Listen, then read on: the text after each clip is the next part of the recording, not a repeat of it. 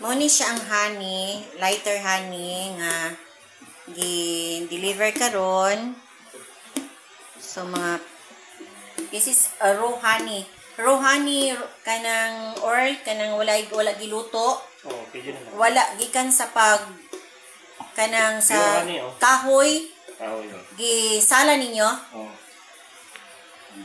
Gisala lang ninyo, no? Tapos pag gibutang na dayon sa kanang sa tab na may mga tab. Oh. Dayon ibalhin sa container ba? Ibalhin sa container. So limpyo pud pagkatrabaho Roy or limpyo gyud man kay ang inyong tab, ang inyong area na ay kuan, na ay kanang sani mga mosquito nga para makasulod ang mga mosquito yun ma'am basta magkuan ni kay dison pa rin. Ay mga ligwan, langaw. So kani siya kanang oil kani siya nga imong gi-deliver karon, asan man ni siya nga particular nga area gikuha nga mga honey? Mo ni si Mark. Ma'am sa Pantukan, Mako. Pantukan, Davao del Norte, Mako sa asa pa nga area? Anang Mako ma'am, sa Kumbal na siya. Kumbal. Palok Markusan. So dako ang area ang gikuhaan ani. So mga pila ka hunters nga ang nagkuhan ani, nagapuhag. Kuha ni sila ma'am. Tulo ni sila ka grupo. Tulo ka grupo. Then 5-5. Tulo ka grupo nga 5-5 ang tao. Mat kada adlaw yun na ma'am. Puhag sila. Huwag na yung trabaho ka na lang. Magsigas lagpuhag. So, kani siya, puro ni siya mga light. Kay ako ang order manggod, ilain ang makuha sila nga mga yellow, ilain. Yellow or lighter honey. Kung nasi makuha nga katong mga itom or darker honey, ilain pod. Kaya di siya pwede nga isagol. Kaya isagol mo siya, nigutang na sa buti, mag-separate ang color. Yalain kita nawon. Tapos, pila na kaka-years ani nag-ano or as a hunter sa honey? Mga 20 na katuig. 20 na katuig. So, mga different areas, no? Na imong ginakuanan. Unya, unsay mga kasagaran nga mga kanang tawag kanang mga floral or mga bulak nga ginakuan ani? Bulak sa mga patikan ma'am, kanang mga uway. Kaya mga nara. Ang uban pa ma'am, mga mangga. Na siya ang ipangsiba sa mga uwan. Kay ang uban man gusampalok. Ang uban man good or matingala sila kay ang Davao region lagi kanang inig-try nila ani og tilaw sa honey.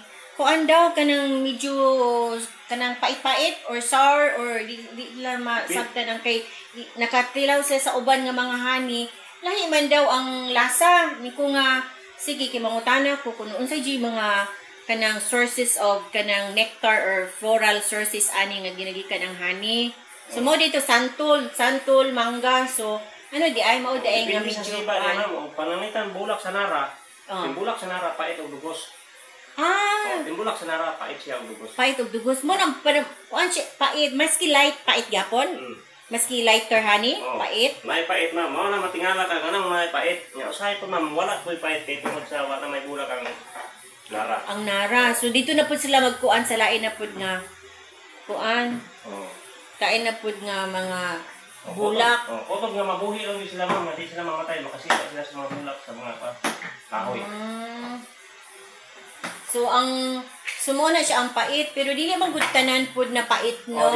Oo, depende sa season siguro sa kuan kanang kanang tigdaghan ang mga bulak.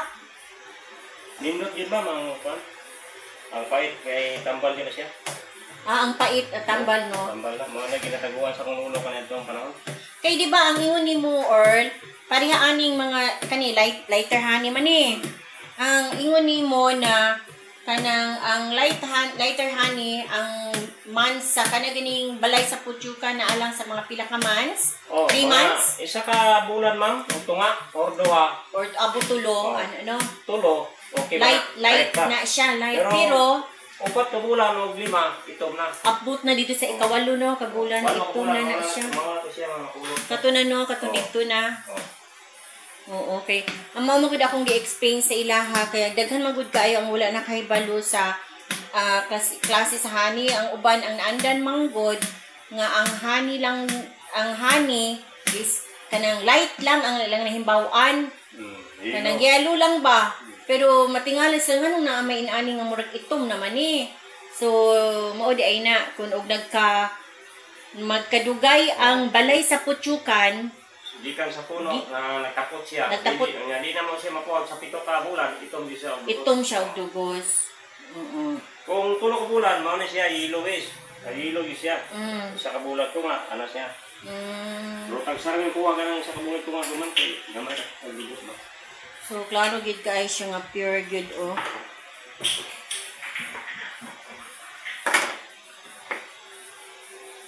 So, So, ang kasagaran sa mga hunters ali or mga native yun, no? Mga natibo, no? Depende man sa tribo.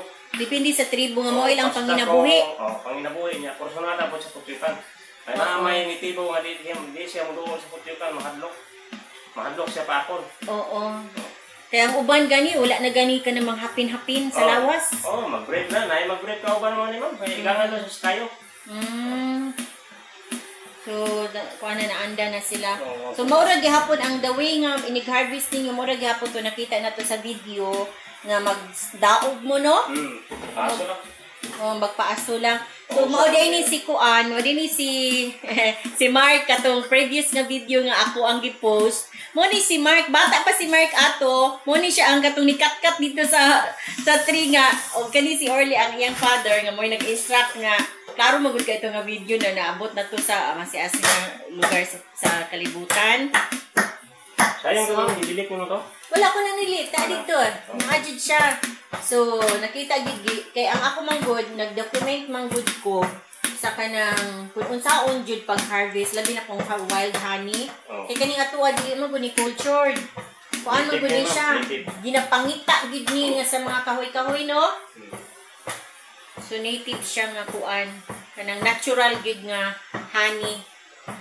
So mo ni siya ang light honey. Mark, unsa man pud dar si Mark. Mark, unsa man pud imong kuan, hawad man pud ka kay mo harvest sa man pud imong masulti Mark kun og sa ingon ani nga kuan, pila nang pud ka kay years nagkuan jud Mark kanang sani? Naga pamuhag. Bata gamay ba kay ka, no? Kita ka sa video medyo ano pa man to, no? Handok mo sa kanang kuan dyan. Kanang putyukan? Putyukan. Unya, nakita na ko sa video murag nag-jacket man ka to? Nag-jacket ka ato, no? Kay kuan pero karon murag sanay ka na. Dili na mahadlok. So, ang pangutana pud nako kay kasagaran sa nangutana inani manggod kanang unsa jud mga season jud or bulan nga daghan ang honey ang makuha nato. Nga daghan ang honey kanang di ba? Di man jud tanan nga time kanang or no nga kanang naay honey ta makita na atay kanang makita nga balay sa putyukan. Usay maganihi. Mayo jud kasagaran ma'am. Mayo ang daghan. Ang daghan. Paingon jud na siya ma'am. Kay kining Davao og makakuha ning mayo dire. Pagtulo jud kagalon duha amo makuha sa isa ka balay. Ang isa ka balay. Isa ka balay. Okay. Unya kuan. So ang Mayo ang daghan. So Mayo that is parang summer. May, June, July. Summer time na siya niya. Ako pong nahimbawaan ang summer po daw. Mojud po na ang kanang gwapo po na kanang kuan jud na honey magkuha kay kanang mamampud good po na ang tiguan sa katong mga bulak. Sa mga bulak ma'am. So mo jud ay siya no sa summer. Mo bitan nga daag jud po koy customer na kuan pod kanang nagapangita sila sa harvest sa summer. Na ako'y mga suki ana nga harvest sa summer ang ilang gikuan. So masapin na sa suro. Masapin ka galon yan. Surod sa kaya kasi na iniguma, masublan sa video mo.